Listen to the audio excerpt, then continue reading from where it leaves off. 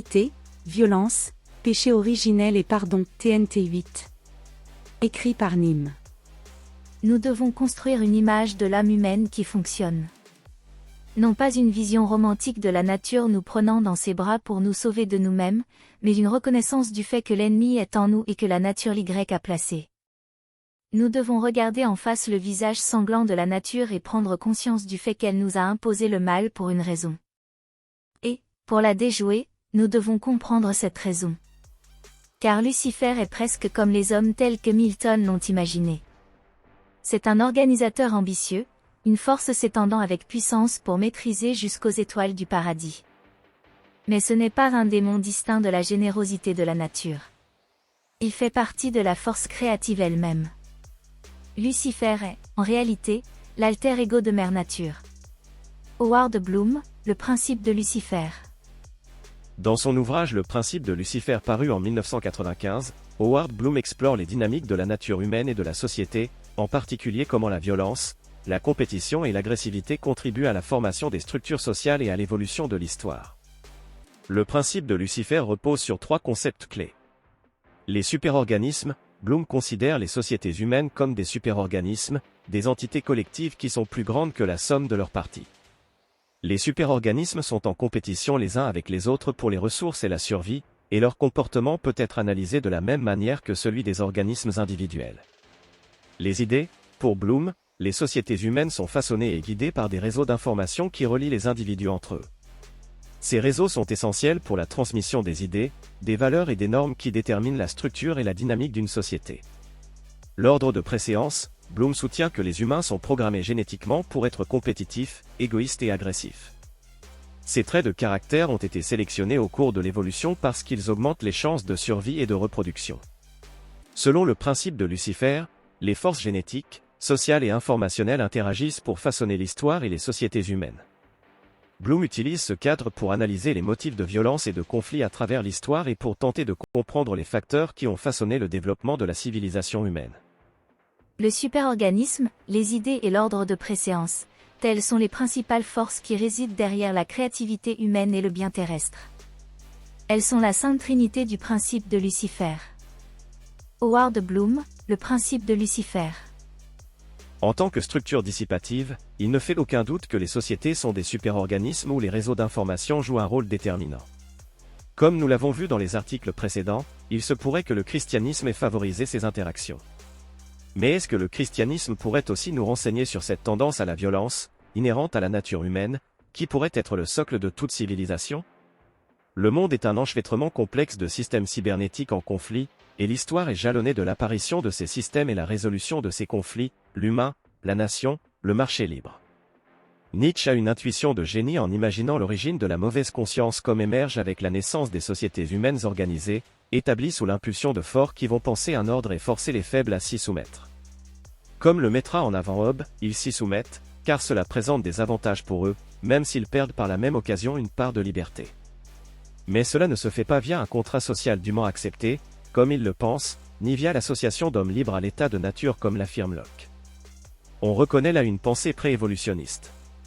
Cela commence par un despotisme qui va se raffiner en offrant des compromis, favorisant le bon fonctionnement de la structure, comme le fera remarquer Montesquieu. La raison pourquoi la plupart des gouvernements de la Terre sont despotiques, c'est que cela se fait tout seul. Mais pour des gouvernements modérés, il faut combiner, tempérer les puissances, savoir ce qu'on donne à l'un, ce qui reste à l'autre. Enfin, il faut un système, c'est-à-dire une convention de plusieurs et une discussion d'intérêts. Le gouvernement despotique est uniforme, partout il saute aux yeux. Montesquieu, mes pensées. La théorie que le gouvernement fut créé par un contrat est naturellement pré-évolutionniste. Le gouvernement, comme la coqueluche ou la rougeole, a dû se développer peu à peu bien qu'il ait pu s'introduire subitement dans de nouvelles régions, comme ces maladies le furent dans les îles sous le vent. Bertrand Russell, Histoire de la philosophie occidentale. Un homme qui s'est joint à une société, a remis et donné ce pouvoir dont il s'agit, en consentant simplement de s'unir à une société politique, laquelle contient en elle-même toute la convention, qui est ou qui doit être, entre des particuliers qui se joignent pour former une communauté. Tellement que ce qui a donné naissance à une société politique, et qui l'a établie, n'est autre chose que le consentement d'un certain nombre d'hommes libres, capable d'être représenté par le plus grand nombre d'eux, et c'est cela, et cela seul qui peut avoir donné commencement dans le monde à un gouvernement légitime. Je ne doute point que ceux qui vinrent de Sparte avec Palante, et dont Justine fait mention, n'eussent assuré qu'ils avaient été des gens libres et indépendants les uns à l'égard des autres, et qu'ils avaient établi un gouvernement, et s'y étaient soumis par leur propre consentement. Voilà des exemples que l'histoire nous fournit, des personnes libres et dans l'état de nature, qui s'étant assemblées, ont formé des corps et des sociétés. Mais si je puis leur donner un conseil, ce serait qu'il ferait mieux de ne pas rechercher trop l'origine des gouvernements pour connaître comment ils ont commencé, de facto, de peur qu'ils ne trouvent dans la fondation de la plupart, quelque chose qui favorise peu leurs desseins, et le pouvoir pour lesquels ils combattent. John Locke, Traité sur le gouvernement civil. Un système cybernétique émerge dans la violence et les conflits engendrés se soldent via la destruction ou un compromis. Les royaumes européens sont le fruit des invasions barbares et du traité de Westphalie qui représente le compromis permettant de coexister. Quant au sujet, ont-ils vraiment eu leur mot à dire? Je ne crois pas. Nick Land a raison de dire que toutes les grandes choses sont nées en enfer. D'abord lorsque l'âme humaine a perdu son ressort par la mollesse, l'incrédulité et les vices gangréneux qui suivent l'excès de la civilisation, elle ne peut être retrempée que dans le sang.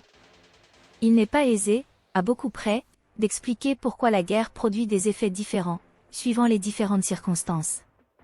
Ce qu'on voit assez clairement, c'est que le genre humain peut être considéré comme un arbre qu'une main invisible taille sans relâche, et qui gagne souvent à cette opération. Joseph de Maistre, Considération sur la France. Peut-être ne voulons pas nous l'avouer, mais nous avons tous en nous un instinct pour la violence. Nous sommes le résultat d'une chaîne ininterrompue d'ancêtres qui sont parvenus à survivre et se reproduire. C'est extrêmement rare, et c'est un sacré palmarès de succès quand on y réfléchit.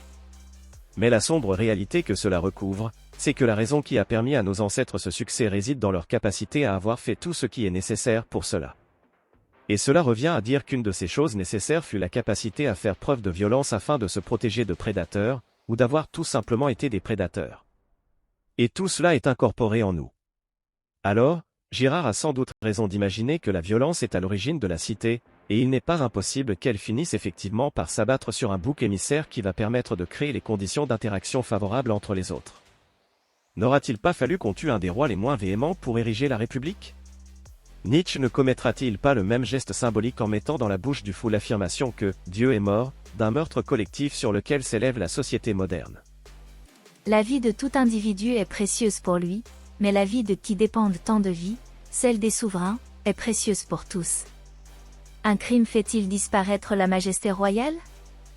À la place qu'elle occupait, il se forme un gouffre effroyable, et tout ce qui l'environne s'y précipite. Shakespeare, Hamlet, Acte 3, scène 8. Un des plus grands crimes qu'on puisse commettre, c'est sans doute l'attentat contre la souveraineté, nul n'ayant des suites plus terribles. Si la souveraineté réside sur une tête, et que cette tête tombe victime de l'attentat, le crime augmente d'atrocité. Mais si ce souverain n'a mérité son sort par aucun crime, si ses vertus même ont armé contre lui la main des coupables, le crime n'a plus de nom. À ces traits on reconnaît la mort de Louis XVI, mais ce qu'il est important de remarquer, c'est que jamais un plus grand crime n'eut plus de complices. Joseph de Maistre, Considération sur la France. Nous avons vécu le même phénomène de conflit cybernétique avec l'apparition du marché libre, mais en plus de l'individu, les nations ont vécu ce conflit cybernétique dans leur fondement également. Naturellement, la réaction fut de se tourner vers le bouc émissaire tout trouvé dans le juif. L'Occident démocratique en germe est pleinement né de l'Holocauste qui fut la tentative de génocide d'une nation qu'on considérait avoir trop de pouvoir, comme dans l'exemple du souverain. C'est le sacrifice d'une victime innocente identifiée à la manière du roi illégitime. De ce sacrifice d'une victime est né un temps de paix relativement long. Peut-on éradiquer la violence? Contrairement à Girard, que la vision apocalyptique du monde amène à imaginer que l'humanité devra se convertir à la non-violence radicale, je ne le pense pas, et je crois que le christianisme nous disait ici quelque chose de fondamental sur les affects humains. Qu'est-ce qui a réellement canalisé la violence, permis le bon fonctionnement de la société et l'apparition d'universités, le développement du savoir et la conquête? Il me semble que les idées combinées de péché originel et de pardon ont pu y participer. Quel est le meilleur moyen de laisser les forts exprimer leur puissance? Serait-ce une version nietzschéenne où le fort dit au faible, je n'ai d'autre choix que d'exercer ma puissance, toi aussi, tu voudrais exercer la tienne, mais tu ne peux pas, désolé, mais pas désolé, ou « désolé d'exprimer ma puissance, je suis comme tous les hommes, victime du péché originel, tu peux le comprendre car toi aussi, tu le ressens en toi, nous sommes tous les deux victimes et je vais demander son pardon à Dieu pour mes actes. » La première situation est cynique, c'est un travers de droite qui conduit inéluctablement au socialisme. Si tout ce qui compte est la puissance, alors l'union fait la force. La deuxième est hypocrite, c'est un travers de gauche, mais l'hypocrisie est ici essentielle pour que les forts puissent exprimer leur puissance pour le bien commun. Le problème fondamental du wokisme est qu'ils n'acceptent pas le pardon. Il ne serait pas un problème si, au lieu de faire perdre leur emploi à des individus méritants et les remplacer par des médiocres, ils donnaient une simple punition réclamant une prière à l'Éternel damné africain, sans changer la structure sociale pour autant. Problème, quand cette hypocrisie est démasquée, elle donne lieu aux révolutions les plus sanglantes et détruit la société. Peut-on tendre vers une réduction de la violence sans hypocrisie et instaurer un monde organisé pour un meilleur futur? Un monde qui aurait atteint un stade de maturité supérieure, devrait être organisé en nations et individus acceptant les inégalités, mais avec les individus forts et nations fortes ayant conscience de ce qu'ils doivent aux faibles, dès lors qu'ils ont le désir d'être productifs. L'empathie qu'on nourrit légitimement envers les ressortissants de pays faibles ne doit pas nous faire oublier que nous appartenons à des nations différentes qui ont chacune un rôle à jouer en tant que nations fortes et faibles. Mais est-ce seulement possible d'atteindre ce stade de maturité supérieure? Peut-on laisser l'hypocrisie de côté? C'est ici l'angle mort de l'universalisme, ce qui me pousse à parler d'individuationnisme pour le remplacer comme base philosophique. L'individuation est le processus de distinction d'un individu des autres de la même espèce ou du groupe, de la société dont il fait partie, le fait même d'exister comme individu. Ce que j'appelle l'individuationnisme est une ligne de crête entre l'universalisme et l'identitarisme qui vise à faire en sorte que les identités soient respectées sans que cela soit source de conflit. C'est comprendre que chacun est un individu membre d'une famille, qui appartient à une nation, qui appartient à un continent, qui appartient au monde régi par le marché libre. Et tous ensemble nous réalisons ce pourquoi la vie est apparue, la production maximale d'entropie. Alors doit-on revenir au christianisme? Cela me semble tout bonnement impossible. Quand bien même on peut voir l'intérêt du christianisme dans son développement historique, il me semble irréaliste de souhaiter le restaurer tel qu'il était. Cela ne pourrait se faire qu'au prix d'une réforme, je crois. La réforme protestante est née avant tout de la trahison de la vision du monde chrétienne par le Vatican et l'Église trahit encore aujourd'hui en se faisant le porteur d'eau du remplacisme.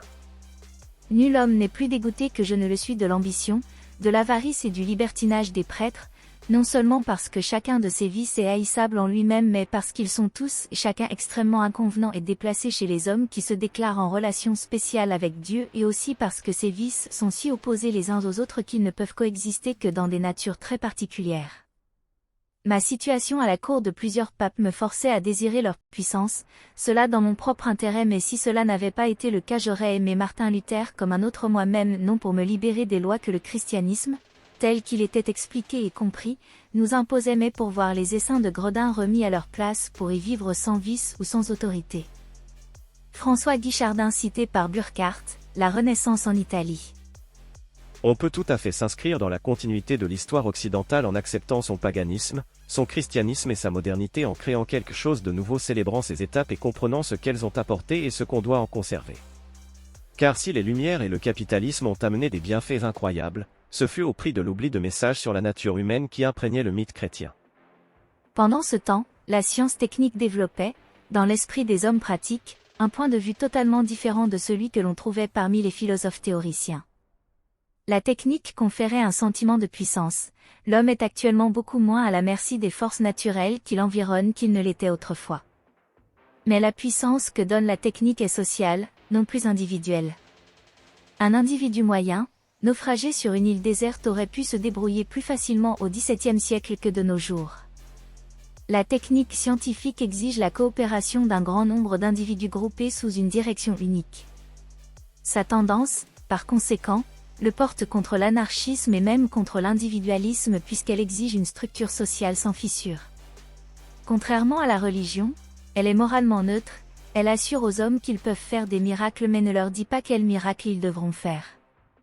À cet égard, elle est incomplète. En pratique, le but vers lequel l'habileté scientifique doit tendre dépendra, en grande partie, de la chance. Les hommes qui sont à la tête des vastes organisations qu'elle exige peuvent, dans certaines limites, les employer à leur guise. La force de l'impulsion a donc acquis une puissance et une liberté d'action qu'elle n'avait jamais eue auparavant. Les philosophies qui ont été inspirées par la technique scientifique sont des philosophies de puissance et tendent à regarder tout ce qui est non humain comme une simple matière brute. Les fins ne sont plus prises en considération, seul l'art de procéder a de la valeur. Ceci aussi est une forme de folie, de nos jours, la plus dangereuse, celle contre laquelle une philosophie saine devrait pouvoir servir d'antidote. Bertrand Russell, Histoire de la philosophie occidentale. Mais si le christianisme pose les bonnes questions, son plus grand défaut est peut-être au final d'y apporter des réponses définitives. Par la révélation biblique, nous héritons d'une tradition et nous en venons à nous fier à cette tradition et non à un questionnement pour nous guider. Ce qui a tué le christianisme n'est pas son mythe, mais son dogme. Contrairement à Nietzsche, je ne crois pas que le christianisme a fait une erreur en mettant ces questions sur la table et que le problème du nihilisme réside dans le fait même de poser ces questions. Je pense que le problème se trouve dans le fait de figer ces réponses dans une tradition à laquelle se référer sans pouvoir la questionner et l'amender. C'est cela qui est étranger à l'Occident qui n'avait pas eu de problème à se pencher sur les questions de l'être, du tout et de la cause finale avec des penseurs comme Parménide, Héraclite, Anaxagore, Empédocle et Aristote. On aura eu de cesse de tenter de faire coïncider la révélation chrétienne avec la philosophie aristotélicienne. Est-ce que cela veut dire que la tradition est purement et simplement mauvaise pour autant? Non, et s'il y a bien une tradition européenne que le christianisme a maintenue, c'est la réflexion sur la question de l'être. Cet audio vous a plu? Abonnez-vous à notre chaîne afin de recevoir tout notre contenu et soutenez-nous sur Tipeee, le lien est dans la description.